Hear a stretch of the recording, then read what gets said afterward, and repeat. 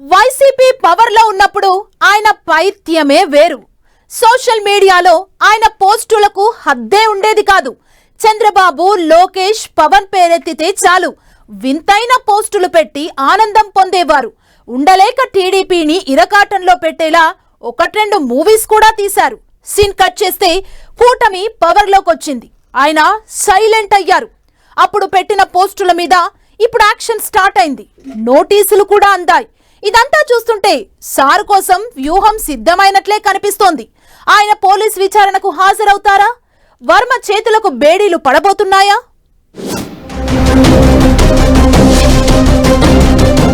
Director ఆర్జీవీకి Ongole పోలీసుల నోటీసులు. బాబు, Lokesh morphing ఫోటోలతో పోస్టులపై విచారణ. అప్పటి ఓవర్ యాక్షన్ కు ఇప్పుడు దెబ్బ పడబోతోందా? రామ్ గోపాల్ వర్మ శివ సినిమాతో మంచి డైరెక్టర్ గా పేరు తెచ్చుకున్న ఆయన ఆ తరువాత సినిమాల కంటే ఎక్కువగా రాజకీయాలను గెలకడమే పనిగా పెట్టుకున్నారు. మరీ ముఖ్యంగా చంద్రబాబు, లోకేష్, పవన్ కళ్యాణ్ పేరెత్తితే చాలు ఎక్స్ లో ఈగలాగా వాలిపోయేవారు. గత 10 ఏళ్లుగా టీడీపీ టార్గెట్ గా ఆర్జీవీ పెట్టిన పోస్టులు అన్నీ ఇన్ని కావు. లాస్ట్ 5 ఏళ్లలో అయితే ఆర్జీవీ ఓ వైసీపీ కార్యకర్తలాగా పనిచేశారన్న విమర్శలు ఉన్నాయి. జగన్ను ఎవరు విమర్శించినా, మీడియాలో వైసీపీకి వ్యతిరేకంగా వార్త వచ్చినా ఆ పార్టీ అధికార ప్రతినిధిలాగా ఎక్స్ లో పోస్టులు పెడుతుండేవారు వర్మ. కొందరు వైసీపీ నాయకులను ఇంటర్వ్యూ చేయడం, తాను వైసీపీకి అనుకూలంగా ఇంటర్వ్యూలు ఇస్తూ చంద్రబాబు, లోకేష్, పవన్ ను తక్కువ చేసి మాట్లాడటం వంటివి చేసేవారు. ఈ క్రమంలో ఎన్నికలకు ముందు ఆర్జీవీ పిచ్చి పీక్స్ కు చేరింది.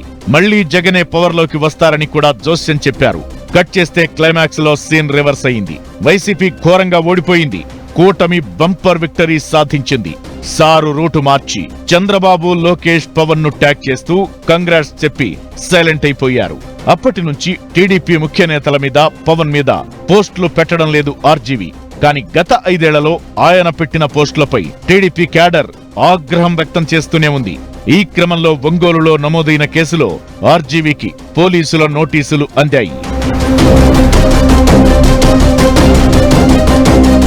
ఎక్స్ లో వ్యూహం సినిమా పోస్టర్లు పోస్ట్ చేసి చంద్రబాబు, పవన్, లోకేష్ పై అనుచిత వ్యాఖ్యలు చేశారంటూ అందిన ఫిర్యాదుపై ఆర్జీవీకి పోలీసులు నోటీసులిచ్చారు.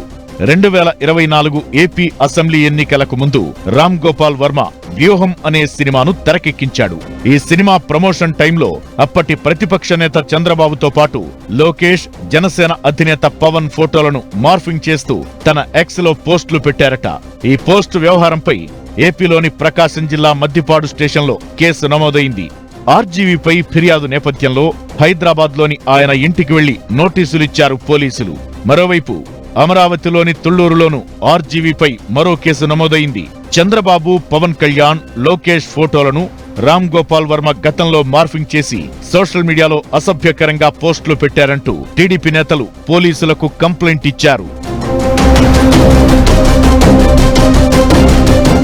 వైసీపీ హయాంలో సోషల్ మీడియాని అడ్డుపెట్టుకుని రెచ్చిపోయిన వాళ్లంతా ఇప్పుడు ప్రభుత్వం మారిపోవడంతో అలర్ట్ అవుతున్నారు.